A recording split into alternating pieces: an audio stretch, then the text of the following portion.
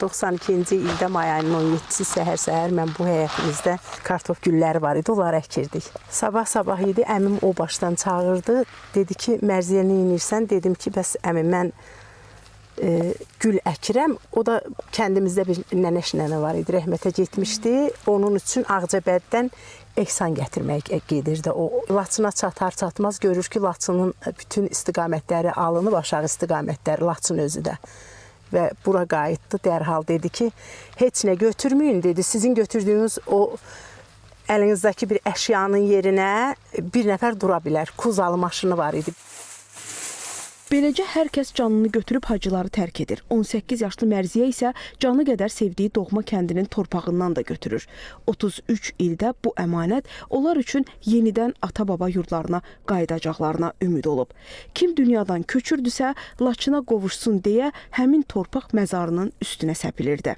Axırıncı dəfə Məhəbbət Kazımovun dəfnində o torpaqdan istifadə eləyəndən sonra qardaşım apardı və atam axşam bizi yığdı ailə olaraq. Dedi ki, Mərziyə, mən bu torpaq qalmayıb, az bir şey qalıb. Mən bunu böləcəm özümüzə məzar payı. Təbii ki, atam onu hər birimizə böldü, kağızın arasına tökdü və hərəmiz öz istəyimizi o kağıza yazdıq. Torpaq da insan kimi də həsrəti, ağrısı yolu olur. Amma sonunda yenə öz evinə, öz aid olduğu yerə qayıdır. Hər zaman o torpağa baxdıqca, onun necə yandığını gördükcə doğrudan mən də o torpaq kimi yanıram. Mən gəldim və o torpağı gətirdim, öz layiq olduğu yerinə tökdüm və bundan sonra inşallah ki, mən rahat uyuyacam.